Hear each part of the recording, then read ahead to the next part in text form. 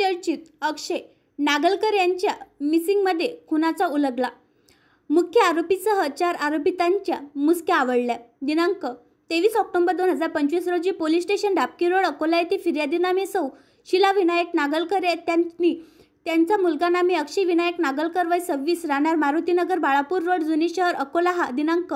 22 October 2025 चे संध्याकाळी 5:15 बाहेर जाऊन येतो असे सांगून घरून निघून गेला। तो अद्याप तो परत आला नाही अशा फिर्यादीवरून police station Dabki road Akola येथे मिसिंग क्रमांक 44/2025 अन्वये मिसिंग दाखल करण्यात आले होते। सदर घटनेच्या अनुषंगाने प्रकरणाचे गांभीर्य पाहून माननीय पोलीस अधीक्षक साहेब यांनी तात्काळ उपविभागीय पोलीस अधिकारी शहर विभाग व स्थानिक गुन्हे शाखा व यांना मिसिंगची चौकशी संबंधाने पथके गठीत करण्याचे आदेशित करून स्थानिक गुन्हे शाखा येथील 4 पथक, पोलीस स्टेशन डाबकी रोड येथील 2 पथक व उपविभागीय पोलीस अधिकारी यांचे 2 पथक असे एकूण 8 पथके तयार करून सदर मिसिंग इसम अक्षय विनायक नागलकर यांचा शोध घेण्याकामी जिल्हा व जिल्ह्याबाहेर रवाना करण्यात आले। नमूद पथकाने पोलीस अधीक्षक साहेब यांच्या मार्गदर्शनाखाली सतत 48 तास अथक परिश्रम घेऊन गुप्त बातमीच्या आधारे व तांत्रिक माहितीवरून संशयित इसम नामे चंद्रकांत बोरकर यास ताब्यात घेऊन सखोल विचारपूस केली असता चंद्रकांत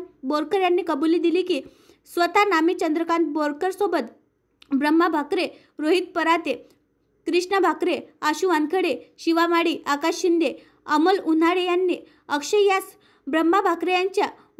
भौरद येथील हॉटेल MH30 येथे जेवणाच्या बहाण्याने बोलावून जुन्या वादाच्या कारणावरून त्याला जीवनीशी ठार मारले व त्याचे शव ब्रह्मा भाकरे यांचे मोरगाव भाकरे येथील ताब्यातील शेतातील टिनाच्या शेडमध्ये जाळले अशी कबुली दिल्याने चंद्रकांत महादेव बोरकर, अशोक उर्फ ब्रह्मा पांडुरंग भाकरे, कृष्ण वासुदेव भाकरे, आशू उर्फ